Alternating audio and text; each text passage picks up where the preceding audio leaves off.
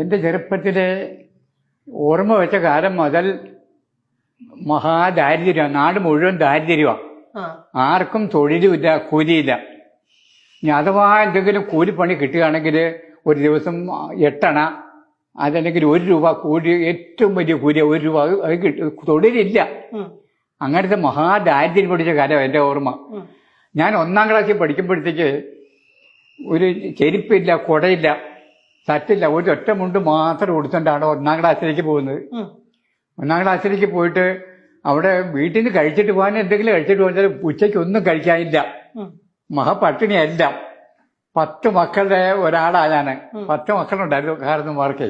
6 ആണും 4 പെണ്ണും.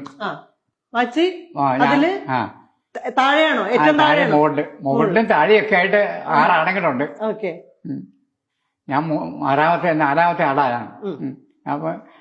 അപ്പോ അന്നൊക്കെ കൂടി പോയി കഴിഞ്ഞാൽ ഉച്ചയാകുമ്പോഴത്തേക്ക് കഴിക്കാനൊന്നും ഇല്ലാത്തോണ്ട് വെറുതെ എങ്ങനെ നടക്കുള്ളൂ കൂടി വിടുമ്പോ. ഏത് സ്കൂളാ പഠിച്ചേ? തൊടുപുഴ ഇരാറ്റുപേട്ടയില് കുറ്റിപ്പാർ പള്ളിക്കൂടം എന്ന് പറഞ്ഞ സ്കൂളുണ്ട്. ഒരു സ്കൂളുണ്ട് ഇരാറ്റുപേട്ട വടക്കേക്കര. അവിടെ പഠിച്ചുകൊണ്ടിരുന്നത്. അപ്പൊ ഒന്നും ഇല്ലാത്തതുകൊണ്ട് ഉച്ചയാകുമ്പോഴത്തേക്ക് വെറുതെ എങ്ങനെ നടക്കുള്ളൂ. ഉച്ച കഴിഞ്ഞിട്ട് 4 മണിക്ക് വീട്ടിൽ ചെന്നിട്ട് കഴിഞ്ഞാൽ കുറച്ച് കഞ്ഞി തരുമുണ്ട്. വെള്ളത്തോട് കൂടി കഞ്ഞി വീഴും. അത് കുടിച്ച് കുറെ വെള്ളം കൂടെ കുടിച്ച് കഴിയുമ്പോഴത്തേക്ക് വിശപ്പ് തീർന്നു. അത്രയേ ഉള്ളൂ. അങ്ങനെ ദാരിദ്ര്യം പിടിച്ച കാലമാണ്. ആർക്കുമില്ല, ഞങ്ങൾക്ക് മാത്രമല്ല ആർക്കുമില്ല. ഒരു നല്ല വീട് ആർക്കുമില്ല. എല്ലാം ഓല കെട്ടി, ഈ തെങ്ങിന്റെ ഓല, പനയുടെ ഓലയൊക്കെ കെട്ടി മേഞ്ഞ വീട് മാത്രമേ ആർക്കും ഉള്ളൂ. അല്ലാണ്ട് ഒരു ഓട് മേഞ്ഞ പേര് വലിയ ജന്മികളുടെ പേര് മാത്രമേ അന്ന് ഓട് ഇട്ടിട്ട് പേരയുള്ളൂ. ബാക്കിയൊക്കെ പാവപ്പെട്ടവരാ. പാവപ്പെട്ടവരിങ്ങനെ പിന്നെ കിടക്കാൻ സ്ഥലമില്ല എന്ന് പറഞ്ഞ് പോവാണ്ടെങ്കിൽ ഒരു വീട് കാണിച്ചു കൊടുക്കും ജന്മി. ആ വീട്ടിന്റെ ഏത് സമയത്തും ഒഴിവാക്കാം. ഏത് സമയത്തും ഒഴിവാക്കാം. ഇവിടുന്ന് ഒഴിഞ്ഞുവിടാൻ പറഞ്ഞാൽ ഒഴിയണം. എന്തിനാ ഒഴിയുന്നത്? കൂലി ചോദിച്ചാലും ഇവിടുന്ന് പൊക്കോളാൻ പറയും.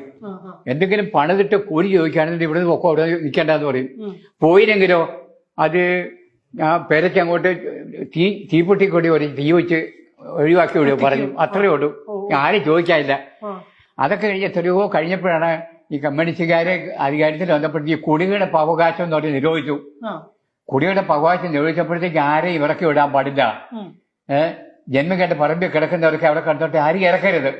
അഥവാ ഇറക്കണം നിർബന്ധം ഉണ്ടെങ്കിൽ 10 സെന്റ് സ്ഥലം സൗകര്യമായിട്ട് വീട് വെക്കാൻ കൊടുത്തിട്ട് മാത്രമേ ഒഴിവാക്കാൻ പാടുന്നുള്ളൂ. അങ്ങനെ ഒരു വലിയ നേട്ടം കുടിയിടപ്പുകാർക്ക് കിട്ടി ആ ഭരണം കൊണ്ട്.